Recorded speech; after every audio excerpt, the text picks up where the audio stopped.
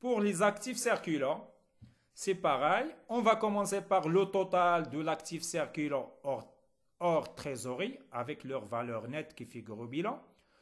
On ajoute et on retranche aussi. Qu'est-ce qu'on retranche de l'actif circulant? On retranche ce qu'on a déplacé vers les actifs mobilisés, le stock outil dont je viens de parler dans la présentation précédente. On retranche les écarts de conversion actifs et je viens de dire aussi, j'avais expliqué au niveau de la première partie que les écarts de conversion actifs figurent au niveau de l'actif immobilisé et au niveau de l'actif circulant. Et le même principe, si bien sûr aucune provision n'a été constituée, il est considéré comme étant un actif fictif qu'il faut retrancher de l'actif circulant. On retranche les moins-values.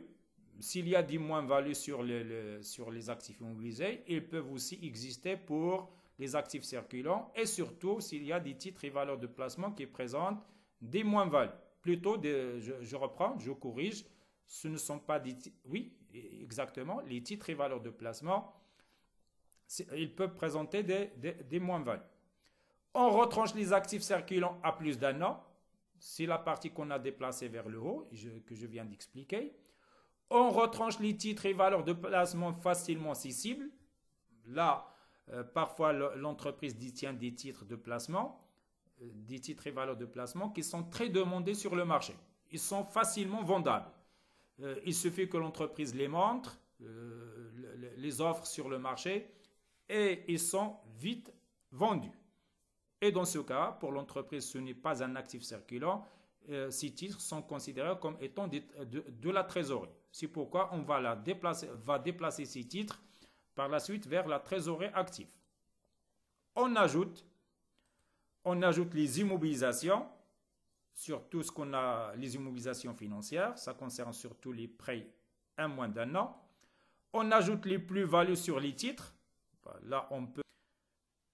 Et enfin, le dernier élément de l'actif, la trésorerie active, là il n'y a pas beaucoup de changements. C'est juste le total de la trésorerie active. On ajoute les titres et valeurs de placement qui sont facilement cessibles, c'est-à-dire qu'on a déplacé de l'actif circulant hors trésorerie vers la trésorerie active. Nous passerons maintenant aux corrections des éléments de passif. Le premier élément de passif, les capitaux propres. De la même manière, si le total des capitaux propres qui figure au bilan, on ajoute les plus-values, toutes les plus-values qu'on a dégagées de côté actif. C'est pourquoi on a écrit ici plus les plus-values sur l'actif total, que ce soit les plus-values sur les immobilisations ou bien sur les actifs circulants. On ajoute les écarts de conversion passifs, les éléments durables et circulants. Ça, c'est un reclassement parce que ces écarts de conversion passifs figurent dans le côté passif de bilan, à la fois l'écart de conversion passive de la passif circulant et l'écart de conversion passive concernant le financement permanent. Ces gains potentiels sont considérés comme étant des capitaux propres. On ajoute les provisions sans objet net d'impôt latent. Cette question de provision, les provisions pour l'entreprise constituent une dette à long terme. Mais parfois, il se trouve que des provisions sont sans objet réel. C'est pourquoi ils doivent être intégrés dans les capitaux propres, plus précisément dans le résultat, mais généralement dans les capitaux propres. Et bien sûr, l'impôt, ça reste une dette envers l'État qu'il faut garder parmi les dettes, mais on ne doit ajouter ici que la partie nette d'impôt. Qu'est-ce qu'on doit retrancher des capitaux propres?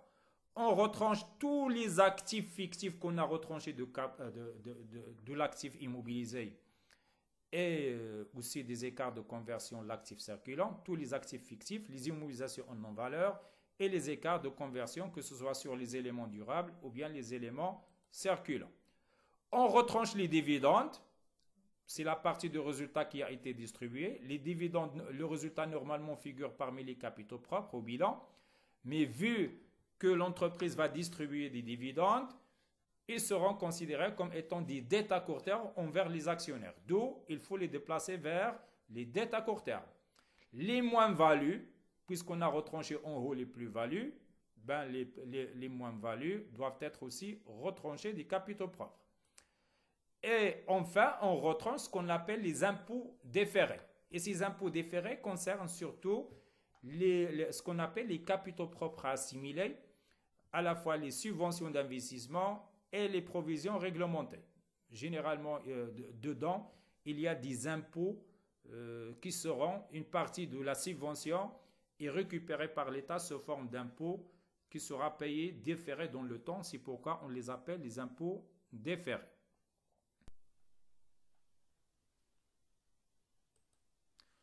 Pour les dettes à long et moyen terme, de la même manière, nous revenons au bilan comptable, on fait le total des dettes de financement, on ajoute les dettes de passif circulant hors trésorerie, c'est un reclassement, il y a des dettes du passif circulant dont l'échéance est plus d'un an, on les ajoute aux dettes de financement. On ajoute la valeur nette d'amortissement du crédit bail, c'est-à-dire la partie qu'on a ajoutée de côté immobilisation. On ajoute les impôts déférés à plus d'un an. Je viens de parler dans la diapo précédente. Les impôts déférés, et parfois on a une partie à moins d'un an, une partie à moins d'un an. On ajoute ici la partie à moins d'un an. On retranche des dettes de passif, plutôt des dettes de financement. Les dettes de financement à moins d'un an, qu'on va reclasser dans les dettes à court terme.